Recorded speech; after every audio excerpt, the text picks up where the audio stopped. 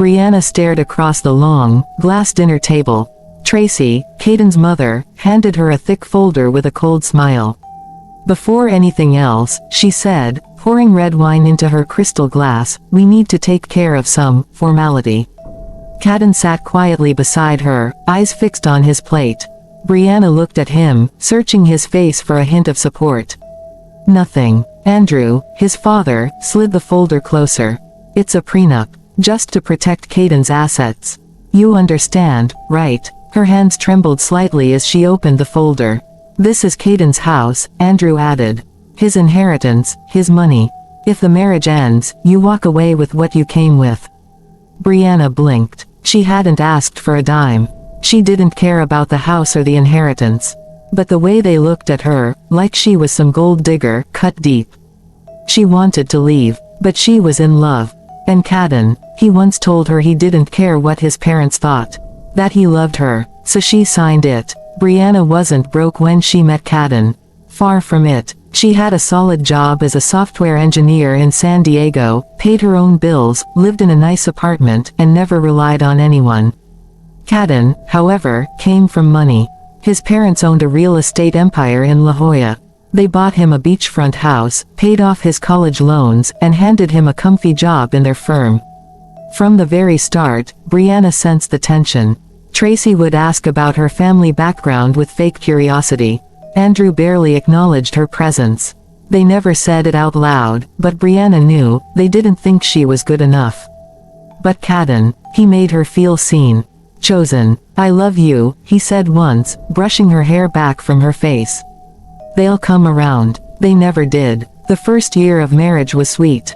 Quiet beach walks, movie nights, lazy Sundays. By the second year, Caden started changing.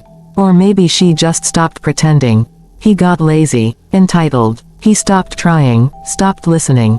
Brianna carried the emotional load while he slipped deeper into the comfort of his family's money. He started treating her like one of their employees. When she got promoted, he barely blinked. You're just lucky, he said once. Not everyone in tech survives the first few years. Something inside her cracked that day. Then came the turning point. Her great-uncle passed, and to her shock, left her $22 million in real estate and cash. Tracy invited her over soon after. Congratulations, she said with a thin smile. Quite the surprise. Brianna smiled back. Yes, life can be full of surprises. They didn't know it then, but everything had changed. She waited patiently, let them believe they still had the upper hand. Until one crisp afternoon, she walked into the same living room with a new folder.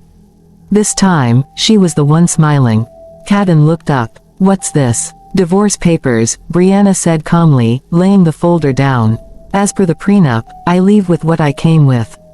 And you get nothing of my $22 million.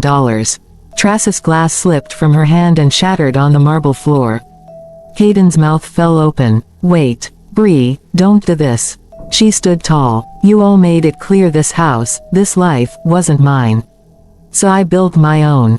She turned and walked out, heels clicking confidently. For once, it was her leaving with everything. And them, with nothing but regret. Caden had stopped making an effort. He no longer asked about her day. No more flowers, no more kind words. Whenever Brianna tried to talk about it, he would just sigh and wave her off. You're being dramatic, he said one night while scrolling through his phone. She sat across from him, her heart in her throat. I'm telling you how I feel, Caden. He didn't even look up. You always feel something. You're too emotional. Then came the small jabs. Quiet at first, then sharper. Are you really going out in that? Maybe think about Botox, babe. You should be thankful. I take care of everything. He never mentioned that Brianna worked full-time. That she paid half the bills. That she was the one fixing the Wi-Fi and cooking most nights. Yes, the house was in his name, gifted by his parents, but she had made it a home. He just lived in it like a spoiled guest. Worse, his parents kept showing up without calling. Tracy would walk through the door like she owned it. What did you do to the curtains? She asked one morning. They looked better before. Andrew would glance around and shake his head like everything Brianna did was wrong. You're lucky Caden's so patient, Tracy would say with her fake smile. Some men wouldn't be this generous. Brianna said nothing, not because she agreed, but because she was exhausted. Tired of fighting for space in a house where she was treated like an outsider. And then, just when she felt completely worn down, the universe flipped the script. Her phone buzzed with a call from a lawyer she didn't know. "Hi, Ms. Sanders," the voice said. "I'm calling about your uncle's estate." Brianna blinked. "My uncle. We weren't close." "Yes, but he left a will. And he left you everything." She sat up straight. "Everything. Real estate, stocks, and liquid cash. Total value, just over $22 million. Her hand shook as she set the phone down. When she told Cadden, he didn't hug her or ask how she was feeling. He just stared. "Wait, how much did you say?" Suddenly, she was interesting again. "Tracy called to invite her to lunch." "I always knew you were special," she said across the table, her eyes bright with new respect, or greed. Andrew, who hadn't said more than 10 words to her in 6 years, called to talk business. He asked what she planned to do with the inheritance, mentioned investments and family opportunities.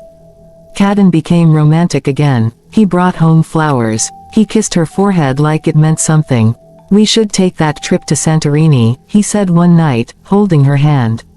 "Or maybe invest in a beach house together. We can build something real." Brianna nodded. She smiled. She played along. But while they toasted champagne and made grand plans, Brianna was already 3 steps ahead. She met quietly with her lawyer. Dug out the prenup. The same one that Tracy had handed her years ago with that smug smile. The same document that said she would leave with nothing. And now, that exact contract meant they would leave with nothing of hers. She didn't say a word. Not yet. But the game had already ended. Not yet. Brianna smiled like nothing was wrong. Every morning, she kissed Cadden on the cheek. Every night, she let him hold her hand like everything was perfect. She let his parents pretend she was finally good enough. She smiled at Trace's fake laughter, nodded at Andrew's sudden interest in her opinions, and listened quietly as Cadden made plans for her money like it was his. "We could get a vacation house in Hawaii," he said one evening over dinner, twirling pasta like he had earned it. "That sounds nice," Brianna replied, sipping her wine. "And maybe remodel the kitchen," he added. "Make it more luxury. Like something Mom would love." She smiled. "Of course. Why not?" A few nights later, he dropped another idea. "We could invest in Dad's company. Keep the wealth in the family. It just makes sense." That was it. That was the moment Brianna knew. He never cared about what she wanted. Not once had he asked. It was never her money. It was always money they could use. For them. For his family. She stared at him, nodding, thinking, "You never loved me." "Not really. I was just convenient. I made you look good." Asterisk. So she smiled. Played along. She let Tracy link arms with her at brunch like they were best friends. "You always had such elegance," Tracy said with her rehearsed tone. "I see it now." "Yes," Brianna answered softly, "sometimes it takes time to see people clearly." But behind the smiles, she was moving fast. The first thing she did was open a private bank account. Everything her uncle left her went there, every dollar, every stock, every property title. Cadden didn't even know. Next, she hired a lawyer. She wanted the prenup reviewed, line by line. Her lawyer leaned back in his chair, a slow smile spreading on his face. "You're going to enjoy this." "What is it?" she asked, sitting up straighter. They were so focused on locking you out of their son's money, they forgot to lock him out of yours. If you file for divorce, Cadden gets nothing. Not $1. Brianna laughed, low and surprised. "You're serious?" As a signed legal document, the lawyer replied. It was poetic. The very prenup they had forced on her, meant to protect them, now protected her. Still, she wasn't ready to walk away yet. Not until everything was lined up. She started untangling herself from Cadden's world. Quietly, every document, every shared account, she handled it all. She began shopping for homes, found a beachfront property in La Jolla, and bought it outright in her name. No one knew. She was ready. She just needed one final push. And Cadden, of course, gave it to her. One night, he came home late. Again. "Work ran late," he said, taking off his coat. Sorry. No problem, she replied softly.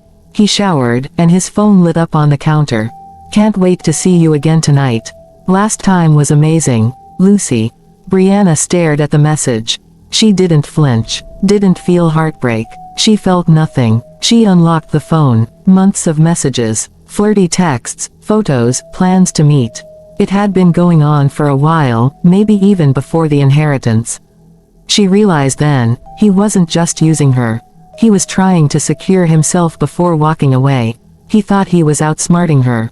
He had no idea. She didn't confront him. Not yet. She didn't yell. Didn't cry. Instead, Brianna hired a private investigator. If Cadden wanted to play dirty, she'd play smarter. A week later, her phone buzzed with an email. Inside it, videos, hotel receipts, and a whole album of Cadden wrapped around Lucy like he hadn't touched his own wife in years. She downloaded it all, zipped the folder, and walked straight into her lawyer's office. Ready? She asked. Her lawyer smiled. Let's end this. That night, Cadden walked through the door grinning like a fool.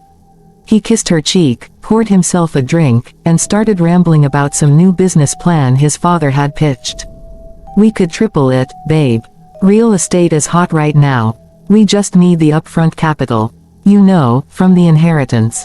It just makes sense. She didn't respond. Instead, she slid a folder across the table. He looked down. What's this? Read it. He flipped the first page. Then the second. His confident smirk slowly disappeared. His hand trembled. You're divorcing me. I am. He laughed, but it cracked halfway. Brianna, come on. Be serious. You do realize you'll get nothing asterisk, right? I mean, the prenup. She reached calmly into her bag, pulled out her own copy, and laid it beside his. Page 10, she said, her voice smooth. He flipped there. His eyes darted side to side. His face went pale. You and your parents made sure I'd walk away with none of your money, she said. But you forgot to make sure you'd get any of mine. Cadden's jaw clenched. His hands gripped the edges of the paper like he might rip his way out of this. But there was more. She opened her bag again. This time, she slid a thick envelope across the table. You'll want to see these. He opened it. Photos. Him and Lucy, laughing, kissing, touching. Hotel lobbies. Bar booths. Parking lots. Everything in perfect, painful detail. Cadden didn't speak. I'll let my lawyer know you've been served, she said, standing up. We'll be in touch. And with that, Brianna picked up her keys, walked out the front door, and left Cadden sitting alone in his parents' precious house. Except now, it wasn't her house. It never really was. The next morning, silence. The morning after, still nothing. Then her phone rang. Tracy. Not Cadden. Not Andrew. His mother. Brianna watched the screen flash.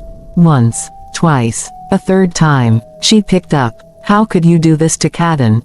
Tracy snapped. No hello. No pause. After everything. You're ruining his life. Brianna raised her eyebrows. Ruining it. I'm just done pretending. He made a mistake. And you're throwing your marriage away for what? Revenge. Brianna's voice was steady. No, I'm letting him face the consequences of his actions. Something none of you ever taught him. There was a pause. Then Tracy's voice dropped, cold and sharp. You'll regret this. And the line went dead. Brianna set the phone down gently and leaned back into her chair. So that's how they wanted to play it.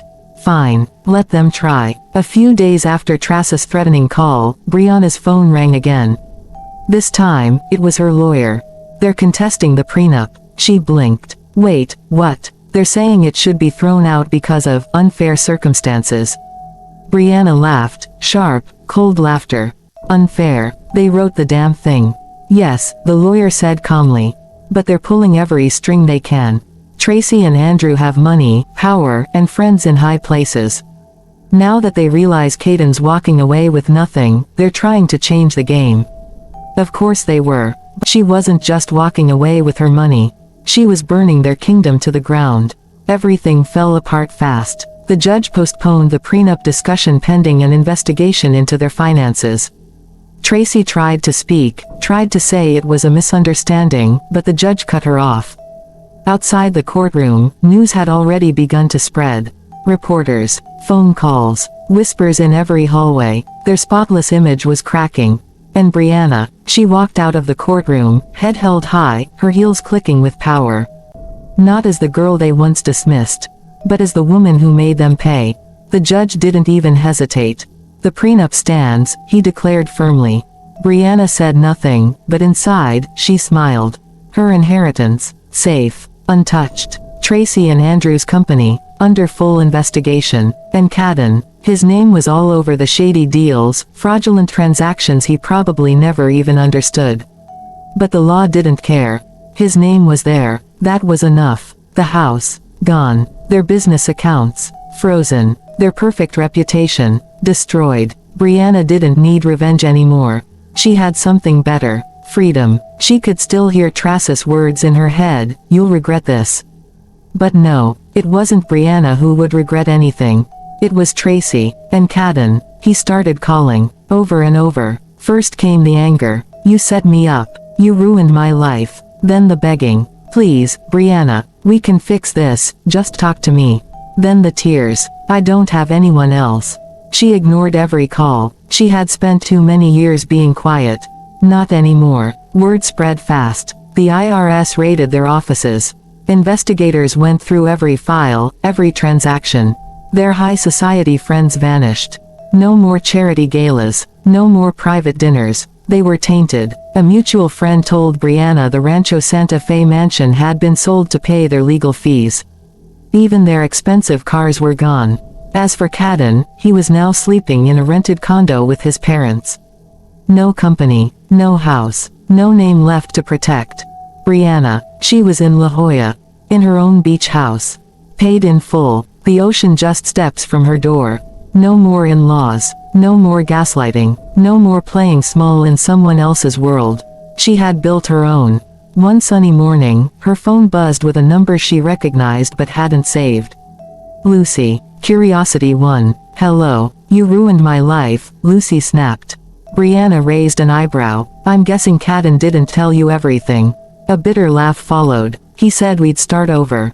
Have money, a house, a future. But after your little court trick, he's got nothing." Brianna leaned back in her chair, watching waves crash outside her window. "I guess he forgot to mention I wasn't stupid," she said softly. Lucy went quiet. "What do you want me to do about it?" Brianna asked. "He's your husband." She laughed. "Not anymore." Click. She hung up and didn't think about them again. Cadden had moved back in with his parents, but not to a mansion. This time, it was a dull condo off the highway. No gold, no power, no legacy. Meanwhile, Brianna stood barefoot on the deck of her beach home, watching the sun dip into the ocean. Free, whole, unbothered. She had once been the outsider in their world. Now, she was the queen of her own. If you enjoyed Brianna's journey from silence to strength, don't forget to like, share, and subscribe for more powerful stories just like this. Your support helps us keep telling these unforgettable tales.